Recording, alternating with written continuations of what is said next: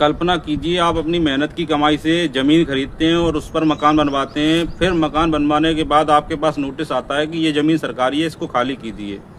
तो आपके तो पैरे तोड़े ज़मीन निकल जाएगी। कानपुर के सुजानपुर में हाल ही में एक ऐसा मामला सामने आया है जिसमें 108 लोगों के साथ इतनी बड़ी धोखाधड़ी हो गई है।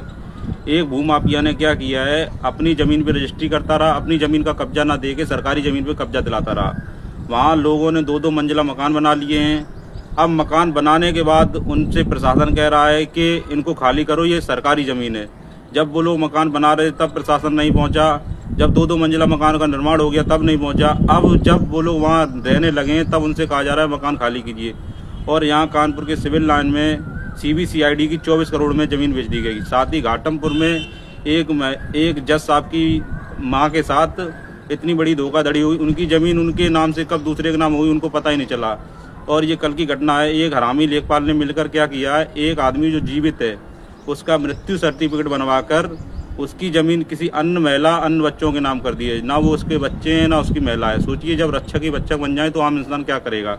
मेरा सभी से निवेदन है, जब भी ज़मीन खरीदें तो उसका कम से कम पिछले 20 से 25 साल 30 साल तक रिकॉर्ड निकलवाएं।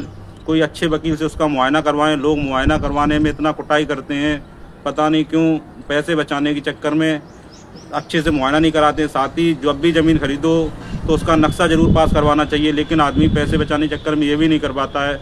अब सोचिए, उन 108 लोगों के साथ कितनी बड़ी धोखाधड़ी हो गई है। बेचारे भटक रहे हैं, रो रहे हैं, बिलक रहे हैं, लेकिन प्रशासन नहीं रुक रहा है।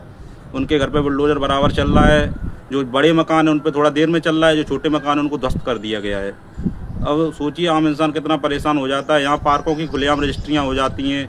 यहाँ मैं रहता हूँ, एक मकान है जिसके मतलब 4 मालिक हैं। समझिए, एक मकान के 4 मालिक, मतलब अब बराबर का उन्होंने पैसा दिया है। कहा जाता है कि वो कहता है उसने खरीदा, वो कहता है उसने खरीदा, मतलब एक मकान की 4-4 बार रजिस्ट्रियाँ हो जाती हैं। अब उत्तर प्रदेश सरकार ने 2026 में फरवरी में बायोमेट्रिक स्टार्ट किया है, जिससे इस धांधली को कम किया जा सके। लेकिन उन मासूम गरीबों का जिन्होंने अपनी पूरी मेहनत की कमाई लगा दी। अपनी राय कमेंट में जरूर बताएं। धन्यवाद।